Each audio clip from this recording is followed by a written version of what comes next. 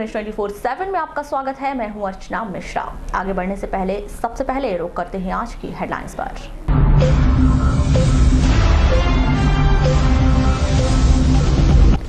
Diesel के बढ़े दाम, बस ऑपरेटर जल्द बढ़ा सकते हैं बसों का किराया। विधायक ने किया स्कूल का निरीक्षण, ठेकेदार और इंजीनियर पर कार्रवाई की रखी मांग। 9 अगस्त को आदिवासी समाज मनाएगा विश्व आदिवासी दिवस। शिक्षकों को अतिशेष के नाम पर प्रताड़ना का शिक्षा संघों ने किया विरोध। शहर में सौंदर्यीकरण और यातायात व्यवस्था सुचारू करने की बन रही नई योजना। एक कमरे में लग रही 5 कक्षाएं, 2 वर्ष में नहीं हो सका स्कूल भवन का निर्माण। लालबर्रा में लोगों से हुई ऑनलाइन ठगी। बालाघाट सिवनी के सांसद की खड़ी गाड़ी को डंपर ने मारी ठोकर, गाड़ी में बैठे सभी लोग सकुशल। और अब खबरें विस्तार से। जिला मुख्यालय से 5 किलोमीटर दूर नवेगांव पंचायत में निर्माणाधीन हाईस्कूल भवन निरीक्षण के दौरान परसवाड़ा विधायक रामकिशोर कावरे ने पाया कि निर्माण कार्य में बेहद अनियमितताएं बरती जा रही है। इस पर उन्होंने बहुत अधिक नाराजगी व्यक्त करते हुए कार्यपालन यंत्री को, इंजीनियर और ठेकेदार को 7 दिनों के भीतर नोटिस देने की मांग रखी। नवेगांव हाई स्कूल निरीक्षण के बाद पद्मेश न्यूज से चर्चा के दौरान विधायक रामकिशोर कावरे ने बताया कि निर्माण कार्य बहुत अधिक धीमी गति से चल रहा है, अनियमितताएं बरती जा रही है, छत से पानी टपक रहा है, कई जगह प्लास्टर गुणवत्ता विहीन किया गया है, हाथ लगाने से ही जिसका पता चल जाता है। पाइप जो इलेक्ट्रिक का है ना, ओपन था हुआ, उससे पानी भरना पाइप से। हाँ, पाइप है लगे ना, पाइप के थ्रू पानी पूरा अंदर ना जा रहा था। पाइप निकाले ना, जैसे एक जगह जाके एस्टिमेट में नहीं है, लेकिन कंपलसरी नहीं है।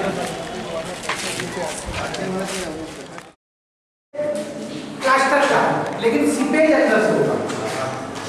अब सीपेज, अब जैसे बाहर पानी नहीं होगा, बाहर अगर आपने नहीं करा, अंदर करा, तो पानी अंदर घुस गया होगा, तो वो ठीक हो सकता है, ये ठीक हो जाएगा, इसमें कुछ नहीं, लेकिन ये ठीक नहीं हो सकता। दिन से जानकारी मिल रही थी कि बिल्डिंग की स्थिति ठीक नहीं, धीमी गति से बिल्डिंग बना रहे हैं और हमारे बच्चों को बैठने की समस्या आ रही है। तो मैं आज बिल्डिंग को देखने आया और बिल्डिंग को गति देकर जल्दी से बन जाए बिल्डिंग, इसकी चिंता हमारे विभाग के अधिकारी करे। लेकिन देखने को आया कि बिल्डिंग में बहुत सारी कमियां पाई गई। कुछ क्लासेस में छत से पानी टपक रहा है, कुछ जगह प्लास्टर से पानी दिख रहा है, और जो उसमें कमी है तो मैंने अभी एग्जीक्यूटिव इंजीनियर को कहा कि जो संबंधित यहाँ का सब इंजीनियर है, जब उन्होंने स्लैब डलवाया होगा तो उसकी रिस्पॉन्सिबिलिटी बनती थी तो यहाँ पे रहे। लेकिन ऐसी जानकारी मिली कि सब इंजीनियर यहाँ पे आया नहीं, और आया भी होगा तो देखा नहीं। अगर देखता तो शायद पानी नहीं टपकता। उसको नोटिस जारी करने के लिए मैंने अभी एग्जीक्यूटिव इंजीनियर को बोला हूँ, और मैंने एग्जीक्यूटिव इंजीनियर से कहा कि आप भी आकर अपना यहाँ पे निरीक्षण करें और जो कमी है उसको ठीक करें। ठेकेदार। जिला प्रशासन की नई मुहिम के तहत शहर के सभी मार्गों पर पेवर ब्लॉक लगाए जा रहे हैं। ऐसा करने से यातायात व्यवस्था सुचारू होने के साथ साथ पैदल चलने वाले राहगीरों को सुविधा मिलेगी। नगरपालिका पेवर ब्लॉक लगाने के लिए शहर के सभी सड़कों का सर्वे कार्य शुरू कर दिया है। नगरपालिका के उपयंत्री सुरेंद्र रांगजाले बताते हैं कि शहर के विकास और सौंदर्यीकरण के साथ साथ यातायात की व्यवस्था को सुदृढ़ बनाने के लिए प्रथम चरण में अंबेडकर चौक से हनुमान चौक सहित अस्पताल रोड के साथ साथ आधा दर्जन से अधिक सड़कों को इसमें शामिल किया गया है। चलिए जानते हैं उन्हीं की जुबानी।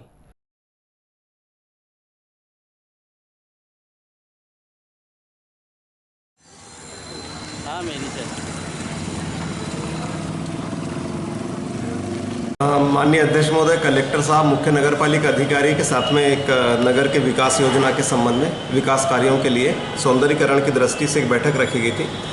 उसमें हनुमान चौक से लेकर अंबेडकर चौक से लेकर हनुमान चौक तक लगभग 18 मीटर एक तरफ और 18 मीटर दूसरी तरफ, डिवाइडर के दोनों तरफ इतनी चौड़ाई है, और जिसमें जो आने जाने का मार्ग है वो लगभग 6 मीटर और दूसरी तरफ 6 मीटर।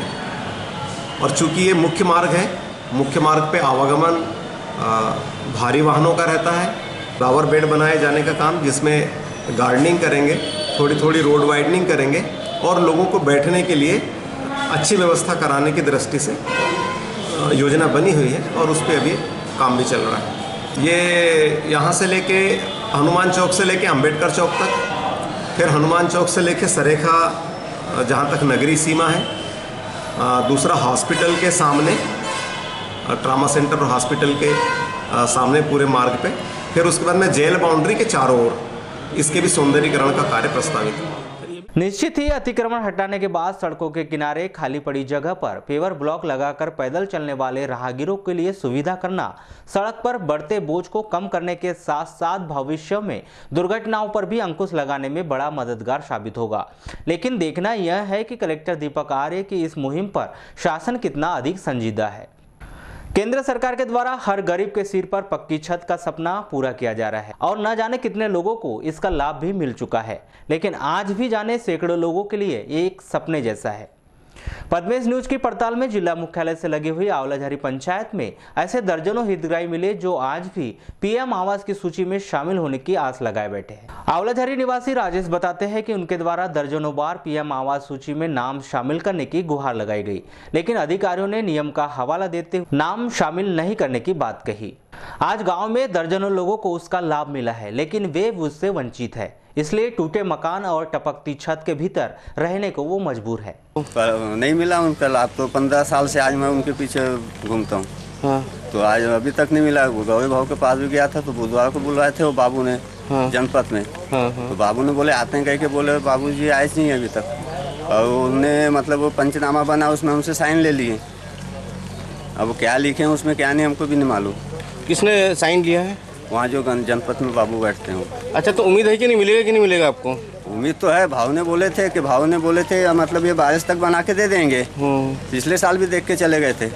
जनपद में मतलब वो मालूम नहीं कैसे क्या करते हैं, समझ ही नहीं आता। अच्छा, क्या परेशानी आ रही थी अभी आपको? परेशानी रहने की पानी घुस जाता है, पानी पूरा टपकता है, एक भी कुछ नहीं, दीवार नहीं है आसपास। अच्छा, दीवार भी गिरने की संभावना है क्या? पूरी दीवार गिर गई, सिर्फ एक दीवार, 2 दीवार बची है बस। बाकी गांव के ही मोनाबाई मोहारे बताती है कि उसके साथ ही कई लोगों को पीएम आवास का लाभ मिला, लेकिन पता नहीं उसे क्यों नहीं मिल रहा है। अधिकारी क्या समझाने की कोशिश करते हैं उन्हें आज तक पता नहीं चला, लेकिन उसे मालूम है कि इस श्रेणी में आते ही उसे इस योजना का लाभ मिलेगा। क्या आपको पीएम आवास का लाभ नहीं मिला क्या? नहीं, आया था नाम, फिर वापस चले गए। क्यों वापस क्यों चला गया? पता नहीं। क्या? 2 बार 3 बार हो गए इसी साल? नहीं, आगे भी। क्षेत्र के जिला पंचायत सदस्य प्रतिनिधि प्रशांत मोहारे बताते हैं कि जनगणना के आधार पर पीएम आवास का लाभ मिल रहा है। जिनका नाम इस सूची में आया है उसे ही लाभ मिलेगा। यह अधिकारी बताते हैं कि हमारी कोशिश लगातार जारी है कि गांव के और क्षेत्र के हर गरीब को इसका लाभ मिल सके। प्रधानमंत्री आवास का आप जानते हैं कि 2011 के सर्वे के आधार पर सब ये लिस्ट जारी होती है और ये यहाँ का मामला नहीं है। यहाँ से सीधे भोपाल और दिल्ली का मामला है। ये इसमें हम लोगों ने प्रयास किया लेकिन कुछ नहीं हुआ। इस बार तो हमारे यहाँ 0 आया है कोटा, लेकिन हम लोग फिर भी प्रयास कर रहे हैं। कलेक्टर को बोला है, मंत्रियों को बोला है, लेकिन अब देखिए क्या होता है। तो शहर के कालीपुतली चौक स्थित बूढ़ी प्राथमिक शाला पर अधिकारियों और प्रशासन की नजरें नहीं होने के कारण यहां पढ़ने वाले छात्र आज परेशानियों का दंश भोग रहे हैं। चलिए जानते हैं किन परेशानियों में शिक्षण कार्य चल रहा है। एक कमरा और पहली से 5वीं तक के छात्र एक साथ पढ़ाई सुनकर थोड़ा सा अजीब लगता है, लेकिन यह सच्चाई है जिला मुख्यालय स्थित एक प्राथमिक शाला की। 2 साल पहले स्कूल का भवन गिर गया तो उधार की स्कूल में पढ़ाई शुरू हुई। नसीब में आई केवल 2 कक्षाएं, एक में शिक्षण कार्य तो दूसरे में शिक्षकों की व्यवस्था। ऐसा नहीं है कि इस बात की जानकारी अधिकारियों को नहीं है, लेकिन किसी को भी इससे कोई सरोकार नहीं है। नतीजा सबके सामने। पद्मेश न्यूज ने जब कार्यरत शिक्षकों से बात की तो उन्होंने डरते हुए बताया कि जैसी व्यवस्था है वैसे में ही काम चलाया जा रहा है। वो देखो आगे लिखा है ना, उसको मैडम समझाएंगी अभी। इधर आधार पे बच्चे लोग नहीं जी, अभी तो हम लोग वहाँ पे लगाते हैं क्लास अपनी बाजी वाले, उसमें वहाँ हम लोगों को कमरे मिले हैं। उसके पहले हम लोग एक जगह बैठाते, तब ये भी टूट गया ना, टूटने के कारण जो है हम लोग वहाँ लगाते हैं। कब से नया भवन का निर्माण नहीं हो पाया है? वो तो 2 सालों से हम देख रहे हैं, और उसके पहले से ऊपर ही हो गया 2 साल से भैया, है ना। और अभी बीच में काम तेजी से चला था और फिर अभी थोड़ा सा बंद लग रहा है। और कुछ यहाँ पे बैठने की भी समस्या है। रविवार की सुबह लांजी तहसील के कालीमाटी निवासी मनसाराम तिलाशे उम्र 62 वर्ष ने अपने घर में फांसी लगाकर आत्महत्या कर ली। पुलिस के अनुसार मनसाराम कैंसर की बीमारी से पीड़ित थे, जिससे वे बहुत अधिक परेशान चल रहे थे। इस कारण उन्होंने शायद यह कदम उठाया होगा। का नाम है नारायण पिता मनसाराम तिलाशे, जाति कलार, उम्र 62 वर्ष, निवासी कालीमाटी। ये कैंसर बीमारी से पीड़ित था 3 साल से करीब लगभग, और इसका महाराष्ट्र के नवेगांव में इसका ट्रीटमेंट चल रहा था। तो सुबह करीब 5 बजे ये मकान की छत से नीचे तरफ जाकर उसने फांसी लगा दी। जिले के वनांचल क्षेत्र लामटा के ढूटी गांव में जंगली कुत्तों के हमले से बचने के लिए चीतल गांव में आ गया। डरे हुए चीतल को गांव के लोगों ने पकड़कर गांव के मंदिर परिसर में सुरक्षित रखकर वन अमले को सूचित किया। वन अमले की पूरी टीम ग्राम ढूटी में पहुंची और घायल चीतल का प्राथमिक उपचार कर पुनः वन में ले जाकर छोड़ दिया गया। आपको बता दें कि जंगल के करीब होने के कारण गांव में आए दिन वन्य प्राणियों का आना जाना आम बात हो चुका है। यह आज से नहीं, बरसों से देखा जा रहा है। लगातार वन्य प्राणियों के प्रति जागरूकता और सहनशीलता, उसके चलते स्थानीय लोगों का यह साहसी कदम वन्य प्राणी संरक्षण में वन विभाग की मुहिम का कंधे से कंधा मिलाकर साथ दे रही है। लामटा के रेंजर केजी ककुड़िया बताते हैं कि वन्य प्राणी के ग्राम ढूटी में आ जाने की सूचना उन्हें मिली थी, जिस पर वन्य अमलों के साथ पहुंचकर वन्य प्राणी का प्राथमिक उपचार कर उसे सकुशल वन क्षेत्र में छोड़ दिया गया है। जी कैसा क्या है? जी सुबह मेरे को किसी यहीं के कोई वरिष्ठ जन ने फ़ोन से बताया था कि साहब यहाँ पे चीतल आवारा कुत्तों के द्वारा रगड़ती लाया गया है, और फिलहाल हमने इसको बोले मंदिर में शिफ्ट कर लिया है ग्रामवासियों के द्वारा। आप तत्काल पहुँचे तो मैंने चचेरी बीट प्रभारी और डिप्टी साहब को तुरंत सूचना किया और पोजीशन से मैंने कहा सर अवगत कराएं, मेरी ज़रूरत है तो मैं भी आता हूँ। तो साहब एसडी साहब वो आए तो और उन्होंने देखा और साहब ने ये बोला कि साहब आप आ जाओ। तो मेरी अनुसार तो ये है कि वो ज़्यादा इंजर्ड नहीं है और उसको अगर ट्रीटमेंट मिल जाए। हर साल की तरह इस साल भी Muslim educational and cultural society Balaghat की जानिब से विभिन्न कार्यक्रमों के आयोजन किए जाने हैं। इस वर्ष आयोजित होने वाले विभिन्न कार्यक्रमों की रूपरेखा बनाने के लिए बीती रात नगर के वार्ड नंबर 9 में Muslim educational and cultural society की एक बैठक का आयोजन किया गया। सोसाइटी के समस्त पदाधिकारियों की प्रमुख उपस्थिति में आयोजित इस बैठक में प्रतिभावान विद्यार्थियों का सम्मान करने और इज्तिमाई शादी और सोसाइटी की जानिब से आयोजित किए जाने वाले विभिन्न कार्यक्रमों पर विस्तृत चर्चा की गई। बैठक के दौरान सभी पदाधिकारियों ने बोर्ड परीक्षा कक्षा 10वीं और 12वीं के प्रतिभावान विद्यार्थियों का इस्तकबाल समारोह और इज्तिमाई शादी का भव्य रूप से आयोजन किए जाने पर अपनी सहमति जताई, जिसके अनुसार कक्षा 10वीं और कक्षा 12वीं के प्रतिभावान विद्यार्थियों का 15 अगस्त को इस्तकबाल करने और ईद मिलादुन्नबी के मौके पर 17 नवंबर को इज्तिमाई शादी का आयोजन किए जाने का फैसला लिया गया। वाराणसी शहर स्थित सब्जी बाजार के अंदर कीचड़ और गंदगी से यहां पर दुकानदार और आने वाले लोगों को परेशानी का सामना करना पड़ रहा है। नगर के अंदर इस प्रकार की गंदगी नगरपालिका के स्वच्छता अभियान पर प्रश्न चिन्ह लगा रही है। सब्जी बाजार स्थित दुर्गा माता मंदिर के सामने खाली स्थान पर रोजाना सब्जी व्यापारियों द्वारा खराब सब्जी फेंक दी जाती है, जो उक्त स्थान पर सड़गल जाती है और बदबू से मैदान के समीप स्थित दुकानदारों को खासी परेशानी का सामना करना पड़ता है।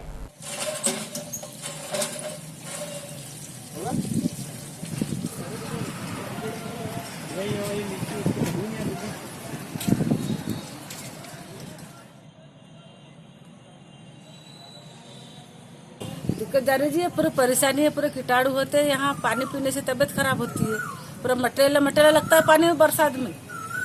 तो नहीं गया क्या आपके द्वारा? बोले तो जो चिट्ठी वाले को बोलते हैं भैया ये 30 रुपए चिट्ठी लेते हो तो कुछ थोड़ा सा तो करो। यहाँ साफ सफाई होना चाहिए, यहाँ मुरम डालना चाहिए, रोड बनना चाहिए। बाजार वाले अंदर मार्केट में घुसते नहीं, मेन रोड से सब्जी का लेते हो चले जाते हैं।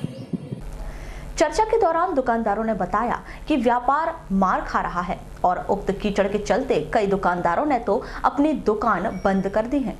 बाजार में पूरा गंदगी फैली हुई है, नगर पालिका इसमें कोई ध्यान नहीं है 5 साल से, और 5 बार हम अध्यक्ष से बोल चुके हैं कि इस चीकड़ को क्या यहाँ पे थोड़ी चिल्ली विल्ली डालो। अध्यक्ष महोदय आते बिल्कुल हो जाएगा बोलते, क्योंकि हमने पानी की टंकी लगा दी है, यानी सब्जी वालों को पानी पिला रहे हैं, पेशाब घर में 2 टाइम पानी जा रहा है, धुले चालू है, लेकिन वो यहाँ नहीं देख रहे कि गंदगी कहाँ है, कहाँ गड्ढा है, कहाँ मुरुम डालना है, वो नहीं देख रहे।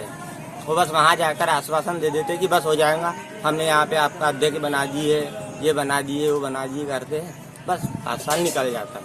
हम गंदगी में पड़े हुए हैं, लोग आते गिरते हैं। नगर पालिका यह दुकान संचालित करने वाले अन्य दुकानदार बताते हैं कि नगर पालिका प्रशासन से मांग की है कि उक्त स्थान पर गिट्टी की चूरी और लाल मुरम डलवाकर और नियमित सफाई करवाकर वैकल्पिक व्यवस्था करवाई जाए और सूखे समय में सीसी रोड का निर्माण किया जाए ताकि उक्त समस्या से निजात मिल सके।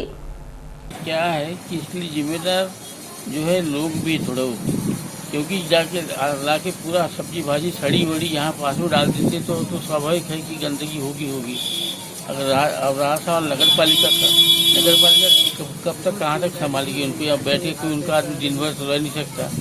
तो ये स्थिति है, हम लोग सहयोग करें तो सब स्वच्छता होती, सीधी बात है। बारिश है वो तो सड़ेगा, बदबू तो आएगी, बर्दाश्त करना पड़ रहा है क्योंकि हमको यहाँ दुकानदारी करना है, दिन बैठना ही पड़ता है। बस स्थिति ये है। नगर पालिका अध्यक्ष भी मानते हैं कि सब्जी बाजार में काफी दिक्कतें हैं, इसके लिए जल्दी वैकल्पिक व्यवस्था की जाएगी। हर साल ये देखा जाता है जब भी बारिश का मौसम आता है, हमारी जो सब्जी मंडी है या जो मटन मार्केट है, वहाँ कीचड़ काला हो जाता है। हमारे पास वहाँ स्थायी व्यवस्था कराते हैं, कभी मूंग लगाएंगे, कभी चिड़ी लगाते हैं, जो इसकी स्थायी व्यवस्था हम नहीं कर पाए क्योंकि वो जमीन दान दी हुई है और दानदाता ने लिखा था कि कोई पक्का कंस्ट्रक्शन ना करें। इसके अंदर हमारी कई बार मन से हम बच्चे पक्का कोई बनाते, प्लेटफॉर्म बनाते हैं, चूँकि दानदाता इसका शुरू से कहा था कि इस जगह सब्जी दुकान या बाजार का प्रयोग करें। ऐसी स्थिति में कुछ कर नहीं पाते। जब भी ऐसी स्थिति आती है, अभी मैं कल आदेश किया था कर्मचारियों को कि सोमवार को सुबह हम सब बाजार नीचे करने चलेंगे और जहाँ जहाँ कीचड़ है वहाँ जो मुरूम से कीचड़ हो जाता है, जो चिड़ी आती है, छोटा जो आता है गिट्टी की, छोटा गिट्टी, वो डलवाएंगे। कल खुद मैं अपनी देखरेख में पूरे स्टाफ के साथ दोनों बाजार जो हमारे सब्जी बाजार हैं, जहाँ हमारे शहर की माता बनी जाती हैं वहाँ, और जो पीछे मटन मार्केट है, दोनों नीचे खुद करूँगा और जो भी आवश्यकता होगी, जो भी जरूरत होगी, तुरंत हम समस्या निराकरण करेंगे कि हमारे शहरवासियों को, हमारे छोटे व्यापारियों को, सब्जी वालों को और हमारी माता बहनें जो सब्जी ले जाती हैं उन्हें किसी कोई दिक्कत न जाए।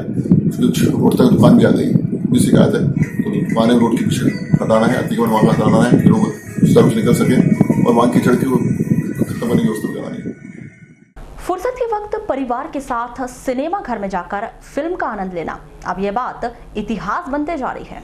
समय के साथ आधुनिक बदलाव और भागदौड़ भरी जिंदगी की वजह से लोगों का सिनेमा घरों से मोहभंग होते जा रहा है। वहीं टीवी, मोबाइल और मल्टीप्लेक्स थिएटर के अस्तित्व में आने के चलते सिनेमा घरों की ओर अब बहुत ही कम लोग रुख कर पाते हैं, जिसके कारण सिनेमा व्यवसाय में मंदी का दौर आ गया है। लिहाजा अब यह भी कहा जा सकता है कि कुछ वर्षों में सिनेमा घर केवल इतिहास के पन्नों में ही नजर आएंगे। जिले में करीब 70 साल पहला सिनेमा घर जय हिंद टॉकीज के नाम से अस्तित्व में आया था। 70 साल के लंबे सफर के बाद अब यह सिनेमा घर भी इतिहास बनकर रह गया है। इसके अलावा जिले में काफी ऐसे सिनेमा घर हैं जो आर्थिक मंदी के दौर की वजह से बंद हो चुके हैं। आइए जानते हैं क्या कहते हैं सिनेमा घरों के जानकार। जय हिंद टॉकीज का कोई इतिहास नहीं रहा। मैंने कहा जय हिंद टॉकीज खुद एक इतिहास है। पुराने समय में ये होता था कि जितनी हिट फिल्में थी, दिलीप कुमार से लेकर राजेंद्र कुमार, अमिताभ बच्चन, अनिल कपूर, जितनी हिट फिल्में होती थी वो सारी बालाघाट की जय हिंद टॉकीज में ही लगती थी और बहुत बढ़िया माहौल रहता था, बहुत लोग का रोजगार चलता था और मतलब शहर की रौनक बोलो, शहर की पहचान ही जय हिंद टॉकीज थी। क्या इसकी फैसिलिटी थी, क्या व्यवस्था थी पहले के ज़माने में? सारी व्यवस्था थी, अच्छी सीटिंग थी, अच्छी व्यवस्था थी।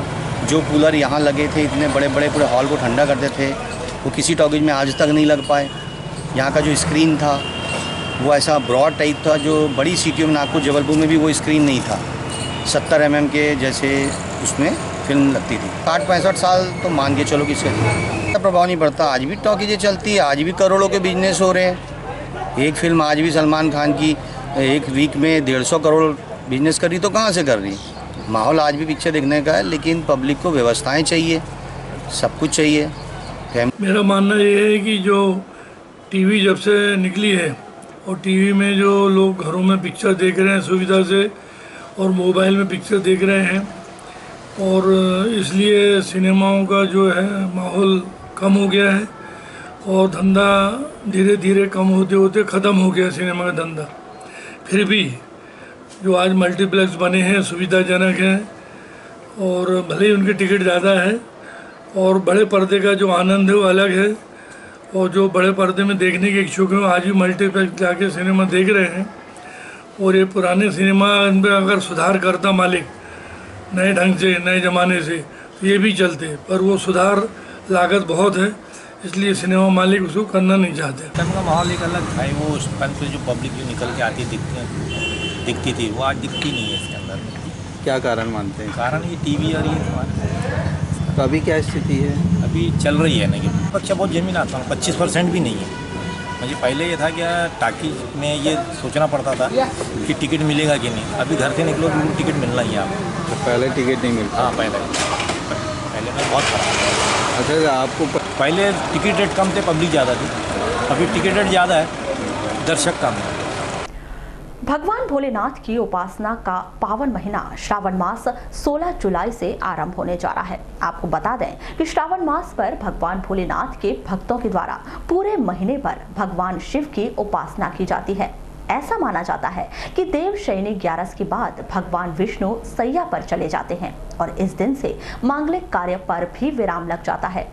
वहीं 16 जुलाई को गुरु पूर्णिमा का पर्व धार्मिक आस्था और सद्भाव के साथ मनाया जाएगा, लेकिन इस दिन 3 घंटे के लिए चंद्र ग्रहण भी रहेगा।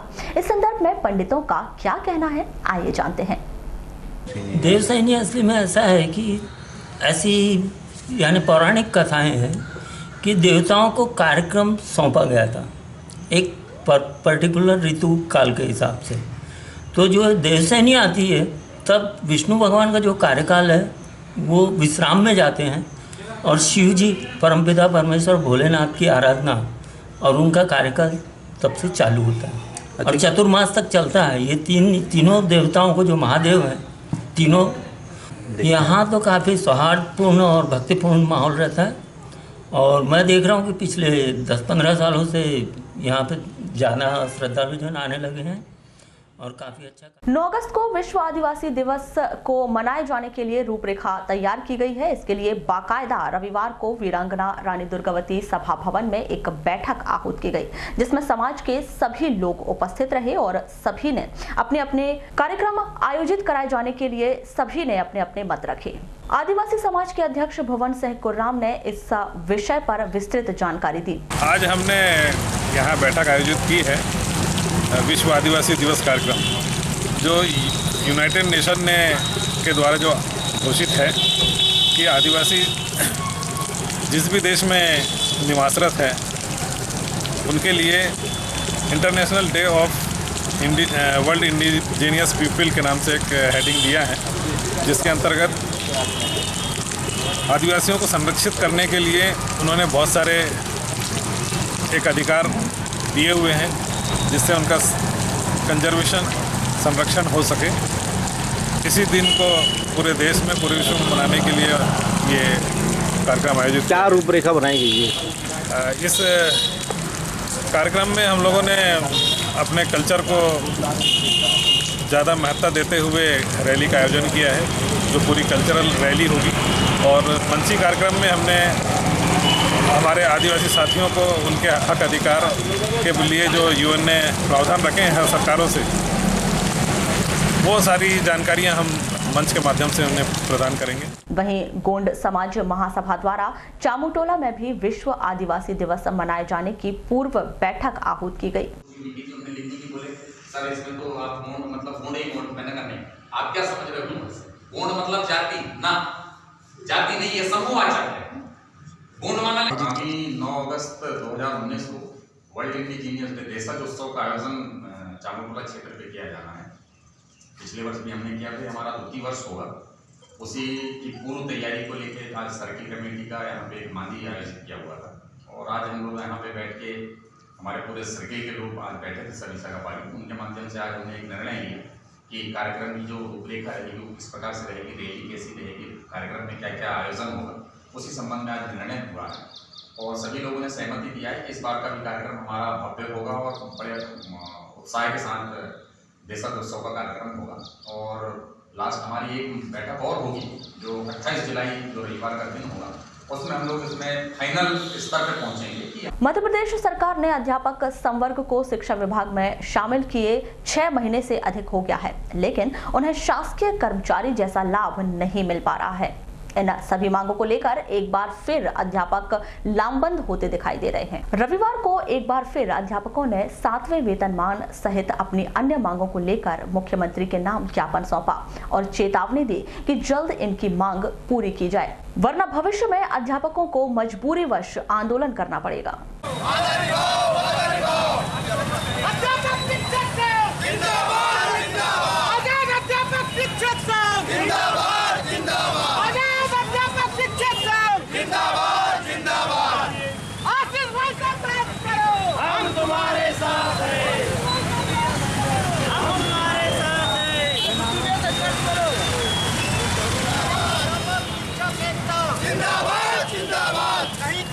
भीख मांगते, हम अपना अधिकार मांगते।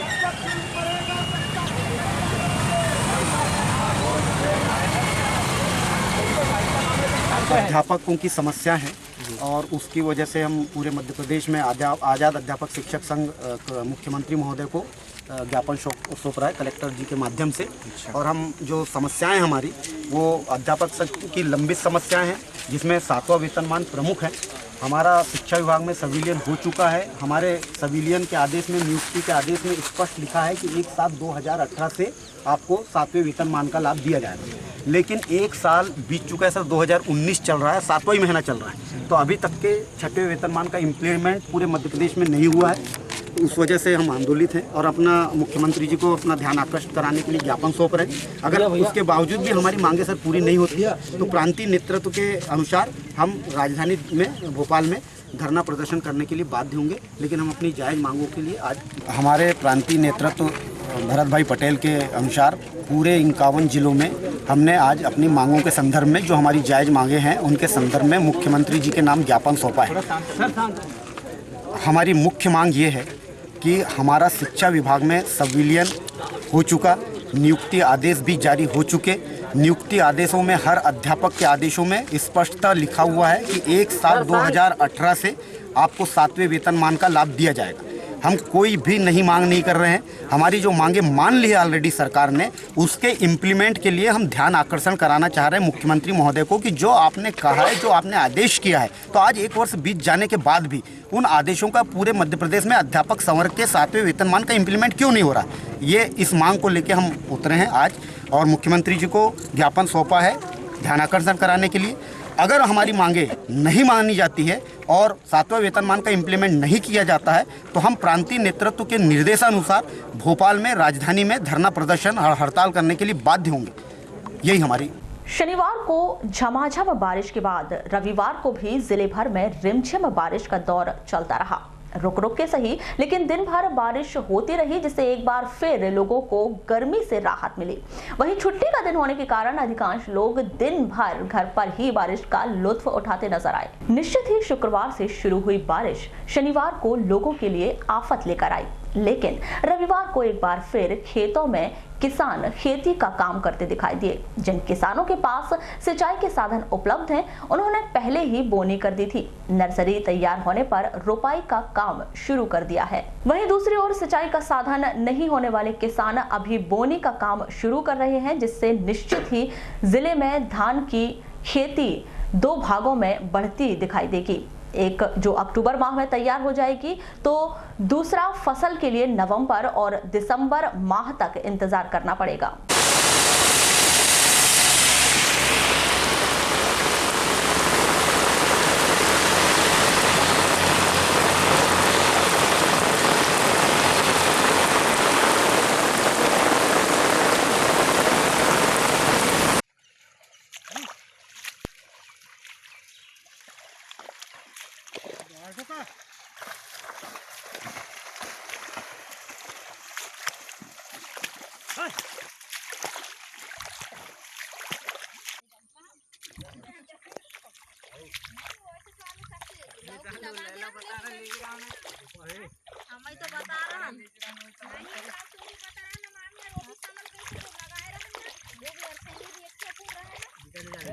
शासकीय स्कूलों में लगातार छात्रों की दर्ज संख्या कम होने के कारण अब उसका प्रभाव दिखाई देने लगा है। बीते दिनों में मध्य प्रदेश शासन ने यह आदेश जारी किए थे कि जनसंख्या के आधार पर मिड डे मील और स्व सहायता समूह से काम लिया जाए, जिसके बाद जिला प्रशासन ने भी छात्रों की संख्या के आधार पर मिड डे मील में काम करने वालों की सदस्यों की संख्या कम करने के निर्देश दे दिए। इन सभी बातों को लेकर मिड डे मील और स्व सहायता समूह के संगठन ने रविवार को एक बैठक आहूत की, जिसमें आगामी रणनीति पर चर्चा की गई, जिसकी पूरी जानकारी मध्य प्रदेश सहायता समूह के प्रदेश प्रभारी देवनाथ पंचेश्वर ने दी। समस्या है कि जिले में और पूरे मध्य प्रदेश में मध्य प्रदेश शासन के द्वारा और जिला कलेक्टर या जिला शिव के माध्यम से इनको शिक्षा विभाग के अंतर्गत में लेटर जारी कर रहे कि बताया जा रहा है कि आपके बच्चे दर संख्या कम होने की वजह से जो महिला है वो कम हो जाएगी, ये हटा दिया जा रहा है उनको। ये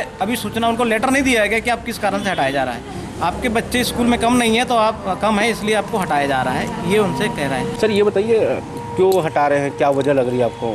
वजह तो सर यह है कि प्राइवेटीकरण को ज़्यादा महत्व दिया जा रहा है, सरकार शासन, बच्चे वहाँ पढ़ रहे हैं, यहाँ पर कम हो रही है, तो कुल मिला के निजीकरण किया जा रहा है। अच्छा, ये भी तो सरकार की योजना थी रसोइयों को भी रखने का। ये तो रसोइया सेंट्रल गवर्नमेंट की स्कीम योजना है, भारत सरकार की स्कीम वर्कर के अंतर्गत आते हैं और स्कीम वर्कर में किसी को जो योजना बनती है उसमें भारत सरकार केंद्र राज्य सरकार दोनों मिलकर काम कर रही है। तो दिक्कत ये आ रही है कि अब मंशा क्या है शासन की, मुझे तो नहीं मालूम, पर मुझे साफ पता है कि ये निजीकरण में ठेका पद्धति में देने की प्लानिंग चल रही है। तो क्या रणनीति रहेगी आप लोग को? हम इसके लिए उग्र आंदोलन करेंगे हम संगठन के द्वारा। वहाँ पे बच्चे कम होने की वजह से हटाया जा रहा है। क्यों, कितने लोगों को हटा दी? तो यानी फिलहाल प्राइमरी में यानी 22 बच्चे हैं तो 22 बच्चे में से एक ही बाई रहेगी। कब हटाएगी आपको? ये तो अभी हटाए तो 1 तारीख से ही हटा दिए हैं। तो आपने बोले नहीं कि साहब बच्चे कम नहीं आने से क्या होता है करके? नहीं, तो उन्होंने बोले ऐसे ऊपर से आधे से बोले हम कुछ नहीं जानते, बोले आईडी नंबर भी यानी बच्चे कम होने की वजह से बोले आपको हटाया जा रहा है। अच्छा, मतलब ऊपर से आदेश बोले तो क्या केंद्र का आदेश है क्या राज्य सरकार का आदेश? ये तो नहीं बताया सर, पर ये बोले कि ऊपर से आदेश है इसलिए हटाया जा रहा है। जिले के भीतर नकली खाद का व्यापार रुकने का नाम नहीं ले रहा है। बीते दिनों ही कृषि विभाग ने 100 क्विंटल से अधिक नकली खाद जब्त कर कार्रवाई की थी, तो एक बार फिर परसवाड़ा विधायक ने इस कड़ी में नकली खाद सोसाइटी के माध्यम से वितरण करने का बड़ा आरोप लगाया है। चलिए सुनते हैं क्या बताते हैं परसवाड़ा विधायक उन्हीं की जुबानी। अपने विधानसभा क्षेत्र के सेवा सहकारी समिति नहरवानी सेवा सहकारी समिति हट्टा गया, मैंने वहाँ पर देखा मेरे सामने ही किसान आए थे। किसानों ने अपनी डिमांड लिपिक को दिया कि मुझे डीएपी चाहिए, मुझे यूरिया चाहिए। उन्होंने जिंक नहीं मांगा और आपका किसान किंग लिक्विड नहीं मांगा, लेकिन वहीं पर लिपिक उसको किसान लिक्विड देने का काम कर रहा था, जिंक देने का काम कर रहा था। किसान ने विरोध किया लेकिन वो ज़बरदस्ती है। लेकिन चूंकि मैं वहाँ पहुँच चुका था तो मैंने लिपिक से बोला कि क्या आपको किसान के डिमांड के अनुसार देना चाहिए कि अपनी मर्जी से? तो उन्होंने कहा कि किसान की मर्जी से। हमने गोदाम खुलवा के देखा तो गिरधर ब्रांड जिंक सल्फेट पिछले साल के 2017 के 2018 के लगभग 9 टन माल बचा हुआ है। हमने देखा कि ये है क्या, जब उसके बोरी को खोल के देखे तो पूरा पाउडर था, उसमें कुछ नहीं, कुछ जगह पत्थर रखे थे, कुछ जगह यानी वो माल वो खाद्य खराब हो गया था, क्या नकली था ये पता नहीं। लेकिन मुझे ऐसा लगता है कि ये जो गिरधर ब्रांड का माल है वो जिंक सल्फेट है, वो नकली खाद है। और बालाघाट ज़िले में क्या, मुझे तो ऐसा लगता है कि मध्य प्रदेश की सरकार इस पर कहीं ध्यान नहीं दे रही है। और बालाघाट ज़िले में तो नकली खाद का बहुत बड़ा गोरख धंधा चल रहा है। इसका पर्दाफाश जब हुआ जब हम हट्टा के सेवा सहकारी समिति उसमें जाके देखें। कांग्रेस सेवा दल द्वारा एक बार फिर पूर्व के सेवा दल अध्यक्ष सौरभ लोधी को जिला अध्यक्ष नियुक्त किया गया है। इस पर उनके समर्थकों ने आभार और हर्ष व्यक्त किया है। कर्मचारियों की मांगों को लेकर कर्मचारी कांग्रेस द्वारा बैठक आयोजित की गई, जिसमें मुख्य रूप से सेवानिवृत्त को लेकर सवाल उठाए गए। कर्मचारी कांग्रेस के अध्यक्ष सजल मस्की ने पद्मेश न्यूज से चर्चा में विस्तार से जानकारी दी।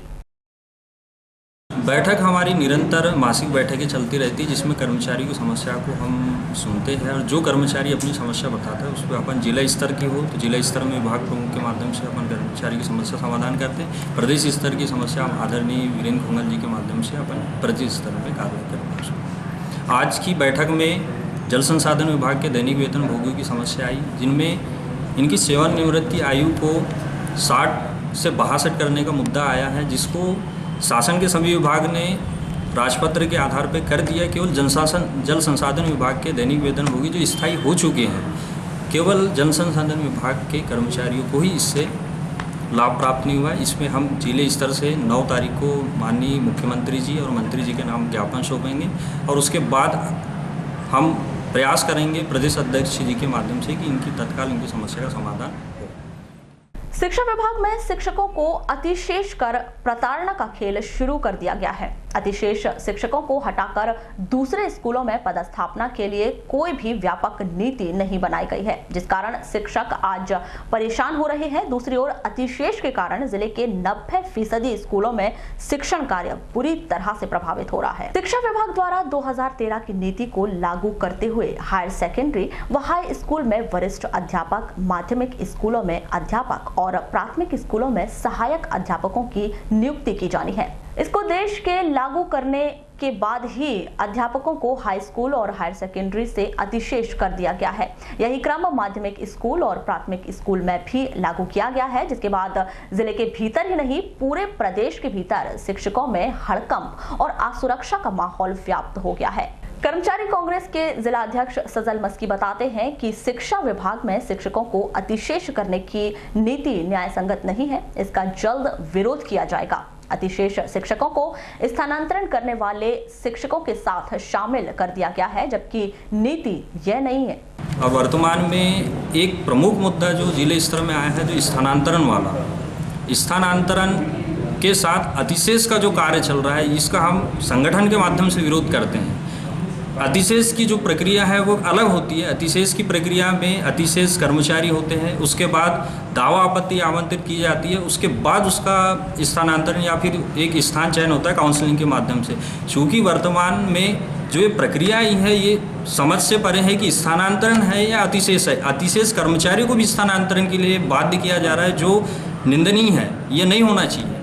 आप विधिवत अतिशेष की कार्रवाई पृथक से करें और स्थानांतरण की कार्रवाई पृथक से करें। हम आपके माध्यम से यही संज्ञान में लाना चाहेंगे और विभागीय अधिकारी से भी चर्चा करेंगे कि अतिशेष की कार्रवाई पृथक से हो और स्थानांतरण की कार्रवाई पृथक से हो। ये शिक्षा विभाग की एक बहुत दुर्भाग्य की बात है कि ये ऐसी प्रक्रिया हो क्यों रही है। आजाद अध्यापक संघ के जिला अध्यक्ष आशीष बिसेन ने बेहद गंभीर आरोप लगाते हुए बताया कि जिन अध्यापक, सहायक अध्यापक और वरिष्ठ अध्यापकों की नियुक्ति पूर्व में हो चुकी है, उन्हें 2013 के नियम के अनुसार विभाजित किया जा रहा है, जबकि उनकी पदस्थापना ही उस मूल स्कूल में की गई है। बावजूद इसके आज अध्यापकों को हाई स्कूल और हायर सेकेंडरी से हटाया जा रहा है, वहीं सहायक अध्यापकों को मिडिल स्कूल से हटाया जा रहा है। ऐसे में बड़ी परेशानी ये है कि दर्ज संख्या कम होने के कारण सहायक अध्यापक कहां जाए और किस स्कूल में पदस्थापना हो। सरकार ऐसा करके धीरे धीरे शिक्षा विभाग को बंद करने की तैयारी कर रही है।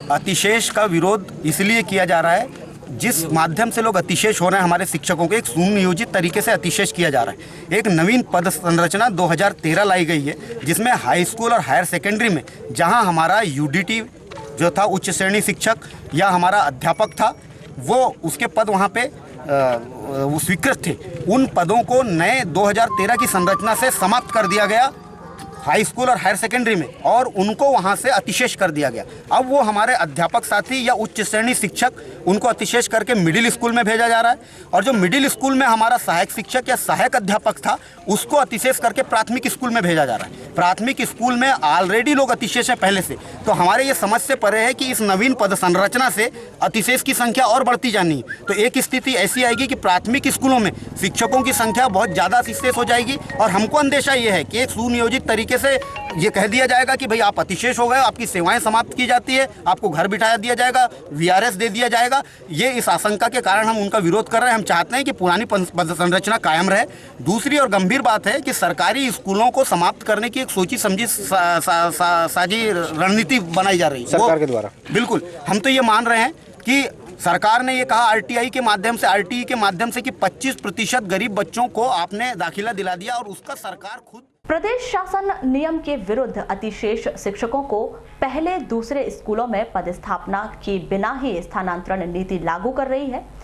दूसरे जिले में स्थानांतरण होकर आने वाले शिक्षक और अतिशेष शिक्षकों को एक सूची में खड़ा कर दिया गया है। ऐसे में आगामी दिनों में स्कूलों में पढ़ाई पूरी तरह से ठप होना तय है। साथ ही शिक्षा विभाग में तबादले और अतिशेष को लेकर बेहद गहमा गहमी खींचातानी का माहौल देखा जा सकता है। बालाघाट से पद्मेश न्यूज के लिए महेंद्र सिंह उइके की रिपोर्ट। मध्य प्रदेश फुटबॉल संघ द्वारा खंडवा में आयोजित फुटबॉल प्रतियोगिता में बालाघाट की टीम ने उप विजेता होने का गौरव हासिल किया है। बालाघाट डिस्ट्रिक्ट फुटबॉल एसोसिएशन ने जानकारी देते हुए बताया कि फाइनल मैच बालाघाट और भोपाल के बीच खेला गया, जिसमें घर के माध्यम से फैसला हुआ। बेहद रोमांचक मैच में 3-4 गोल से इस बीच में उप विजेता होने का गौरव हासिल किया।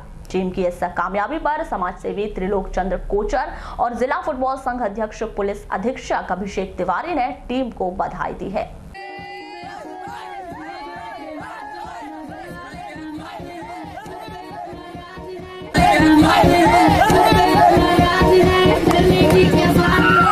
शहर के गुजरी बाजार से अतिक्रमण हटाने की मुहिम बीते दिनों से जिला प्रशासन और नगर पालिका द्वारा की जा रही है। अब यह गुजरी बाजार के भीतर अतिक्रमण हटाने की मुहिम चलाई जाएगी। इसके पहले ही रविवार को गुजरी बाजार के भीतर दुकान लगाने वाले व्यवसायियों ने SDM केसी बोपचे से मुलाकात की और गुहार लगाई, जिसमें उनके द्वारा यह मांग रखी गई थी कि गुजरी के भीतर सड़क व अन्य सुविधा प्रशासन उपलब्ध करवाए। यदि जिस पास कुछ भी नहीं है उसको हटाने से बेघर हो जाएगा। बिल्कुल राइट, समझ में इस चीज़ को हम भी आप लोग पक्ष लेंगे कि हम बरसात में किसी को भी विचार किया जाए, वाले अभी नहीं, लेकिन एक मतलब प्रोसेस शुरू हो जाए कम से कम। एक्चुअली क्या होता है समाज सलाह मशवरा करना। और देखो ये निश्चित है कि हम पब्लिक के लिए सब कुछ कर रहे हैं। आप भी पब्लिक हो, चलने वाला भी पब्लिक है, व्यापारी पब्लिक और हम भी पब्लिक हो, सब लोग हैं, तो हम सबके लिए काम हो रहा है। तो किसी न किसी जिला फुटबॉल संघ के तत्वाधान में शहर के पुलिस लाइन ग्राउंड में 13 जुलाई से फुटबॉल प्रतियोगिता का आयोजन किया जा रहा है, जिसमें लगभग 1 दर्जन से अधिक टीमें शामिल होंगी। जिला फुटबॉल संघ ने जानकारी देते हुए बताया कि प्रतियोगिता में 2 ग्रुप बनाए गए हैं। ग्रुप ए में मुख्य रूप से MOIL 11 Bharveli, Ekta club Bharveli, police boys Balaghat, diamond rock academy Ukwa जैसी प्रमुख टीमें और ग्रुप बी में Baihar NIC, SDM club Ukwa अन्य टीमें शामिल होंगी। बालाघाट सिवनी संसदीय सीट के सांसद ढाल सिंह बिसेन के खड़े वाहन पर एक डंपर चालक ने पीछे से ठोकर मार दी, जिसमें वाहन को चोट आई और उसमें बैठे सभी लोग सकुशल हैं। पद्मेश से दूरभाष पर चर्चा के दौरान सांसद ढाल सिंह बिसेन ने बताया कि वे सिवनी से जबलपुर जा रहे थे। शाम 6:30 बजे तिलवारा घाट में फूल खरीदने के लिए वाहन चालक गाड़ी से उतरा था। इस दौरान पुल पीछे से अचानक एक डंपर चालक ने गाड़ी को ठोकर मार दी, जिससे गाड़ी में मामूली टूट-फूट हुई, लेकिन गाड़ी में बैठे सभी लोग सकुशल हैं। आपको बता दें कि सांसद सिवनी से जबलपुर जा रहे थे, जहां से शाम 7 बजे उनकी दिल्ली के लिए ट्रेन थी। लालबरा नगर मुख्यालय सहित क्षेत्र में पिछले 3-4 दिनों से साइबर क्राइम बढ़ते जा रहा है, जिसके तहत आने वाली फर्जी फोन कॉल का खाते धारक शिकार भी हो रहे हैं। ऐसा ही एक मामला नगर मुख्यालय में अमोली रोड पर स्थित भारतीय स्टेट बैंक शाखा लालबर्रा का प्रकाश में आया है, जहां के 2 उपभोक्ताओं के खाते से राशि गायब हो गई है। इस घटना की पीड़ित उपभोक्ता ने भारतीय स्टेट बैंक शाखा लालबर्रा के मैनेजर सुरेंद्र बोरकर को आवेदन देकर कार्यवाही की मांग की है। पीड़ित उपभोक्ता कृपाशंकर गौतम और महेंद्र पथिक ने बैंक मैनेजर को दिए गए आवेदन में बताया कि 5 जुलाई को उनके मोबाइल नंबर पर फोन आया कि मैं स्टेट बैंक लालबर्रा से बोल रहा हूं, आपका खाता वेरीफाई करना है, आप अपना ATM कार्ड का नंबर बताएं, जिस पर उनके द्वारा पिन कोड बता दिए जाने पर उनके खाते से धोखाधड़ी कर राशि निकाल ली गई। पद्मेश से चर्चा में बैंक मैनेजर सुरेंद्र बोरकर ने बताया कि बैंक में कुछ ग्राहकों ने आकर शिकायत की है कि उन्हें स्टेट बैंक लालबर्रा के नाम से फोन आ रहा है और एटीएम कार्ड रिन्यूअल के नाम से उनके कार्ड की जानकारी पूछी जा रही है, जिसमें जो ग्राहक जागरूक हैं उनके द्वारा कोई जानकारी प्रदान नहीं की गई, उनके खाते सुरक्षित हैं एवं जिनके द्वारा पिन कोड बता दिया गया है उनके खाते से राशि गायब हो गई है। घटना ऐसी है कि कुछ कल शाम से और सुबह से कुछ ग्राहक लोग आकर के कह रहे हैं कि उनको स्टेट बैंक लालबर्रा के नाम से फ़ोन आ रहा है और एटीएम कार्ड को रिन्यूअल के नाम से उनसे कार्ड के डिटेल पूछा जा रहा है। तो कई ग्राहक जागरूक है तो वो अपना डिटेल नहीं देते, तो उनका पैसा तो सेफ है, लेकिन कुछ लोग भरोसे में आकर अपना एटीएम कार्ड का डिटेल बता देते हैं, जिसके कारण जो है उनके खाते से राशि ये धोखाधड़ी करके राशि आरित कर ली जाती है। हमारे पास कल से लगातार आ रहे हैं, लेकिन उसमें एक नंबर का लगातार ये लोग शिकायत कर रहे हैं जिनका मोबाइल नंबर है 8409253204। जितने ग्राहक आ रहे हैं वो सभी यही नंबर बता रहे हैं। तो हम लोगों से अपील करते हैं, निवेदन करते हैं कि इस नंबर से या किसी भी नंबर से कोई फ़ोन आता है तो ग्राहक है या लोग जो है नागरिक लोग हैं वो अपना कोई डिटेल उनको ना बताएं। तो क्या बैंक से ऐसे कोई कॉल होती है क्या सर कभी? बैंक से ऐसी इस तरह की तो खैर कोई कॉल नहीं होती है। कार्ड के रिन्यूअल के लिए या कार्ड से संबंधित कोई ज़रूरी होती है तो बहुत विशेष स्थिति में करता है, उसके अलावा कोई फ़ोन कॉल नहीं किया जाता। मतलब खाते की डिटेल तो आमतौर पे फ़ोन में नहीं ली जाती है और खाते की डिटेल एटीएम डिटेल फ़ोन पर नहीं दी जानी चाहिए, किसी को भी नहीं देना चाहिए। शहर के भटेरा चौकी स्थित लोधी छात्रावास में महासभा की बैठक आयोजित की गई, जिसमें वार्ड ग्राम स्तर पर सदस्यता अभियान पर रणनीति बनाई गई। केंद्र बजट की बात, डीजल के दाम में 4 रुपए 40 पैसे की बढ़ोतरी, उसके बाद से ही बस ऑपरेटर और ट्रांसपोर्ट ऑपरेटर किराया बढ़ाए जाने को लेकर लगातार बैठक कर मंथन कर रहे हैं। इस विषय पर चर्चा के दौरान दोनों ही संघ के पदाधिकारियों ने अपने विचार इस तरह से रखे। ट्रक ऑपरेटर संघ के अध्यक्ष पूरन सिंह भाटिया बताते हैं कि सरकार ने डीजल के दाम ट्रक ऑपरेटर संघ के अध्यक्ष पूरन सिंह भाटिया बताते हैं कि सरकार ने डीजल के दाम तो बेतहाशा बढ़ा दिए, लेकिन इसकी मार सीधे सीधे बस ऑपरेटर के साथ साथ आम आदमी पर ही पड़ेगी। इसीलिए उनका संघ सरकार को सीधे सीधे गिराने की तैयारी कर रहे हैं, जिसमें आगामी दिनों में आंदोलन तक करेंगे। पहले तो हम लोग इसमें चाहते हैं कि हमारे ऑल इंडिया वेलफेयर एसोसिएशन जो है दिल्ली से, हम मिलकर इस पर एक हड़ताल करेंगे और चक्का जाम हड़ताल करेंगे और सरकार से गुजारिश करेंगे कि यह रेट जो मूल्यवृद्धि बढ़ाई गई है इसे कम वापस लिया जाए। पेट्रोल बालाघाट में नो एंट्री एवं बाईपास रोड ना ही ट्रांसपोर्ट नगर ना ही होने से धंधा वैसी ट्रांसपोर्ट का ठप हो गया है और इसके ऊपर डीजल पेट्रोल की मार बढ़ते दामों में ट्रांसपोर्ट व्यवसाय को कमर तोड़ दी है। सरकार का वादा डीजल पेट्रोल जीएसटी में, सरकार ने वादा किया था कि डीजल और पेट्रोल को जीएसटी के दायरे में लाएंगे, लेकिन उन्हें वादा खिलाफी किया और जीएसटी के दायरे में नहीं लाया। जीएसटी के दायरे में जनता ने सरकार को अच्छे वोटों से जिताया और जनता को उन्होंने अच्छा रिजल्ट नहीं दिया। ट्रक ऑपरेटर संघ के सचिव गुरुदयाल सिंह भाटिया बताते हैं कि सड़कों की स्थिति इतनी अधिक खराब है कि जिले के भीतर एक स्थान से दूसरे स्थान तक जाने में पसीने छूट जाते हैं। उसके ऊपर नो एंट्री जैसी परेशानी और अब डीजल के दाम बढ़ना, हर तरफ से ऑपरेटरों के साथ परेशानी ही परेशानी है। 2.5 रुपए पेट्रोल और डीजल में तो केंद्र सरकार ने बढ़ाया है और एमपी की गवर्नमेंट को तो बिल्कुल निगाह रखी थी कि कहीं से भी जेब ढीली की जाए, 2 रुपये उनने भी बढ़ा दिए। ऐसा 4.5 रुपये डीजल और पेट्रोल में बढ़ गया।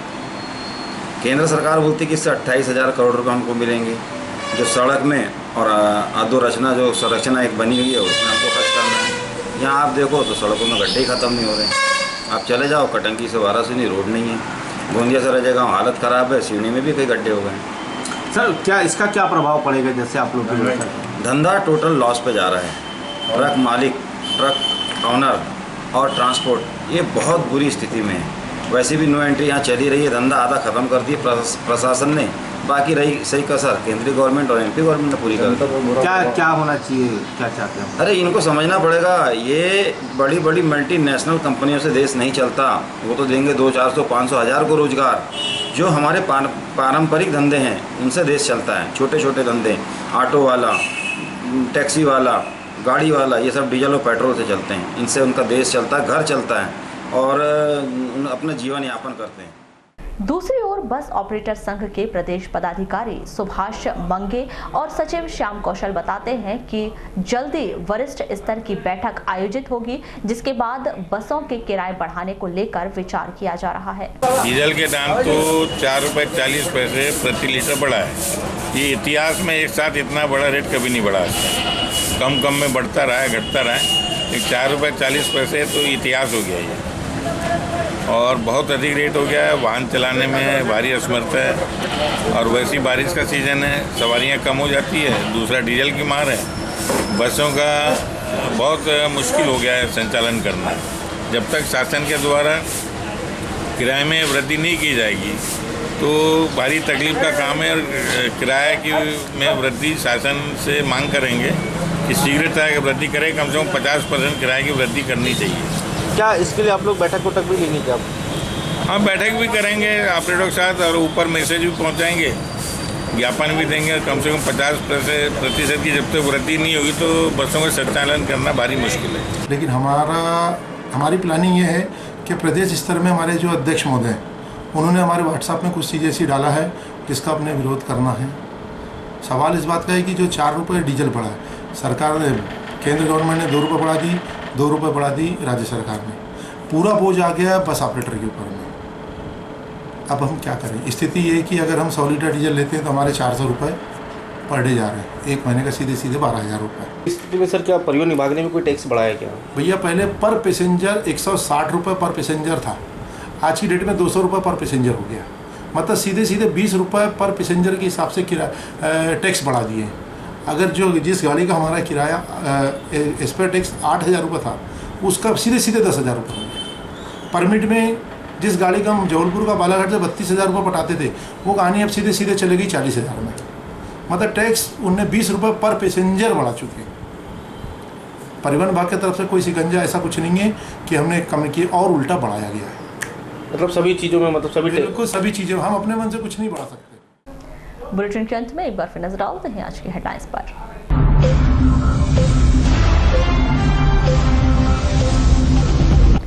डीजल के बढ़े दाम, बस ऑपरेटर जल्द बढ़ा सकते हैं बसों का किराया।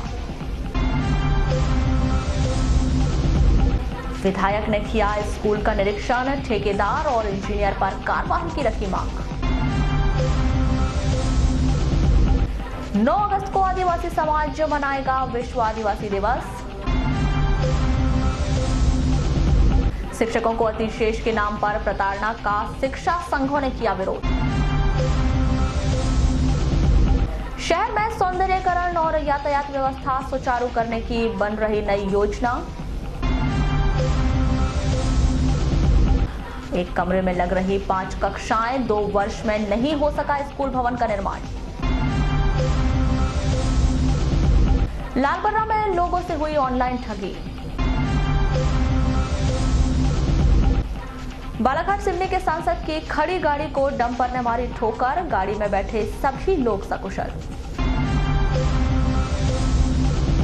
तो ये थी अब तक की खास खबरें। खबरों की ज्यादा जानकारी के लिए लॉग इन कीजिए www.balaghateexpress.in पर। इसके अलावा आप अपने एंड्रॉइड फोन से प्ले स्टोर पर जाकर बालाघाट एक्सप्रेस ऐप भी डाउनलोड कर सकते हैं। तो आज बुलेटिन में बस इतना ही। अगले न्यूज बुलेटिन के साथ फिर मुलाकात होगी, तब तक के लिए नमस्कार।